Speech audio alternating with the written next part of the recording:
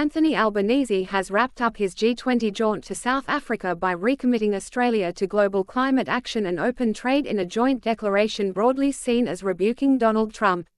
The US president boycotted the annual gathering of leaders from the world's top economies, repeating discredited claims that South Africa's government persecutes the country's white Afrikaner minority.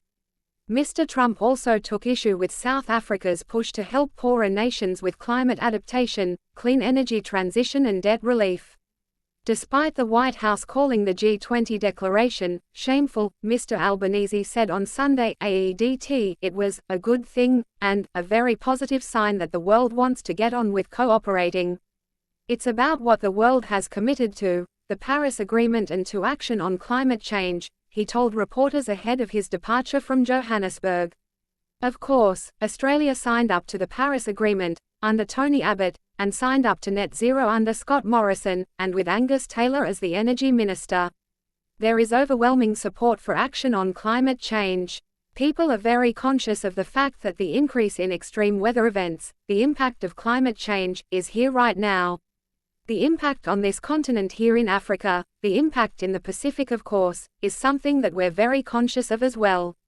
Pressed on potential backlash from Washington, Mr. Albanese said the declaration was signed up by all of the countries who are participating here, highlighting the US absence. And Australia, as a sovereign state, makes decisions based upon our own national interest, he said. Australia has an interest in action on climate change, we have an interest in trade. We're a trading nation, 1 in 4 of our jobs is dependent upon trade. So there's nothing unusual about supporting free and fair trade. South African President Cyril Ramaphosa, who had a tense White House meeting with Mr. Trump earlier this year, struck a defiant tone during his opening G20 remarks.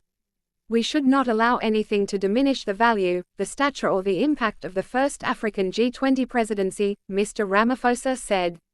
This G20 Leaders Summit has a responsibility not to allow the integrity and the credibility of the G20 to be weakened. Themed Solidarity, Equality and Sustainability, the summit was somewhat marred by demonstrations as groups tried to shine the global spotlight on the myriad of challenges facing South Africa.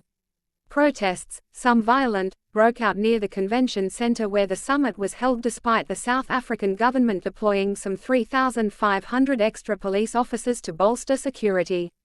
Anti-capitalists criticized the government for hosting the summit when nearly 2/3 of the country's population is below the international poverty line and unemployment is north of 30%. Meanwhile, women's rights campaigners were successful in getting action on soaring femicide rates, with the country's National Disaster Management Center declaring it a national disaster. Climate activists and anti-migrant groups also showed up.